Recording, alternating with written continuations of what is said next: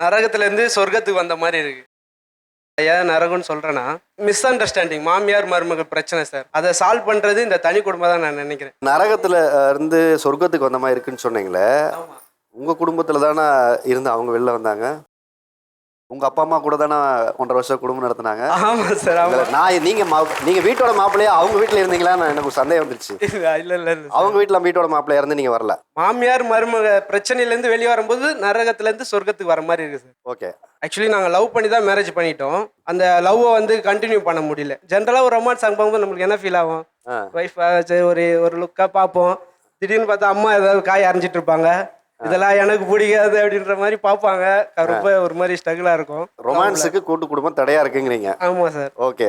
நீங்க எவ்வளவு வருஷம் கூட்டு குடும்பத்துக்குள்ள இருந்தீங்க? 1.5 year இருந்தேன். அதுலேயே டயர்ட் ஆயிட்டீங்க? ஆமாம். எங்கள் குடும்பத்தில் பார்த்தீங்கன்னா மாமனார் எங்கள் மாமியார் அவங்களுக்கு கல்யாணம் ஆகி 20-25 வருஷம் இருக்கும். கூட்டு குடும்பம் இருக்கிறதால இப்போ வரைக்குமே ஏதாச்சும் ஒரு சண்டைனா கூட அவங்க பேசாமல் இருந்துடுறாங்க. ஆனால் நாங்கள் அப்படி இல்லை. எங்களுக்கு கல்யாணம் ஆகி 6 வருஷம் ஆகுது. எங்களுக்குள்ளே எல்லாரும் மாதிரியும் சண்டை வரும். ஆனால் ஒரு நாள் கூட நாங்கள் பேசாமல் இருந்ததில்லை. அதுக்கு காரணம் பார்த்தீங்கன்னா நாங்கள் தனியாக வந்து இருக்கிறதால தான்.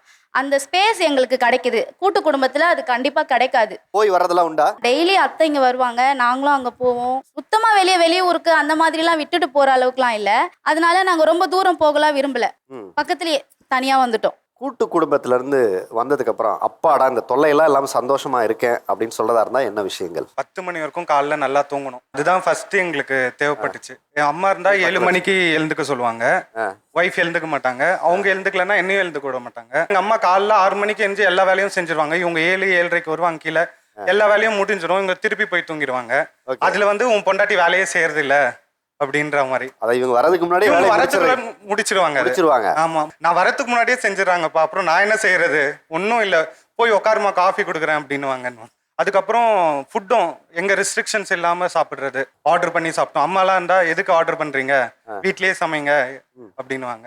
அதெல்லாம் கொஞ்சம் ரிலீஃபா இருந்தது எங்களுக்கு. ஃபர்ஸ்ட் யார் முடிவு எடுத்தது தனி குடுத்தனம் போலான்னு? எங்க அம்மா தான் முடிவு எடுத்தாங்க. உங்க அம்மா முடிவு எடுத்தாங்க? நீங்க வேலைக்காக மாட்டீங்க, நீங்க தனியா இருங்க, நானும் தம்பியும் புதுசா ஒரு வீடு வாங்கணும், நாங்க அங்க போயிடுறோம், நீங்க தனியா என்ன கிளிக்கிறீங்கன்னு பாக்குறோம் 1 year அப்படின்ட்டு விட்டு போயிட்டோம். ஆனா இப்ப நல்லாதான் இருக்கும். அவங்க ஏன் அப்படி ஒரு முடிவு எடுத்தாங்க? பொறுப்பே வரல எங்களுக்கு அப்படின்ட்டு. இப்ப கேக்குறதுக்கு யாரும் இல்ல. அவங்க வராங்கன்னு சொல்லுவாங்க நம்மளுக்கு. வரதுக்கு முன்னாடி ஒய்ஃப் பாத்ரூம்ல இருந்து தரையில இருந்து ஒரு அழுக்கு இருக்காது வீட்டுல, ஃபுல்லா ஒயிட் வாஷ் பண்ணி வச்சிரும். அம்மா வந்தா நூக் அண்ட் கார்னர் பாப்பாங்க. ஒட்டரை இருக்கா, விளக்கேத்தி இருக்காங்களா, பூ வச்சிருக்காங்களா எல்லாம் பாப்பாங்க. அதெல்லாம் அவங்க வரதுக்கு முன்னாடி பெர்ஃபெக்டா பண்ணிடுறது. அவங்க மனசு நோக்க கூடாது. அவங்க மனசு நோக்க கூடாது. கண்டிப்பா. மனைவிட்ட கொடுங்க. தனி குடுத்தனம் வந்ததுக்கு அப்புறம் என்னெல்லாம் உங்களுக்கு சந்தோஷமா இருக்குன்னு நீங்க நினைக்கிறீங்க? தான் சார், தூங்குறது மெயினா தூக்கம் இல்லையா? அது வந்து மெயினா, அதை விட்டு கொடுக்க முடியாதுல்ல தூங்குறது யாருக்காகவும். கூட்டு குடும்பம்னும் போது ரூம்குள்ளே எங்கள் 2 பேருக்கான இது அண்டர்ஸ்டாண்டிங் முடிஞ்சிரும். ரொமான்ஸாக இருக்கட்டும், எதாக இருந்தாலும் ரூம்குள்ளேயே இருக்கும்.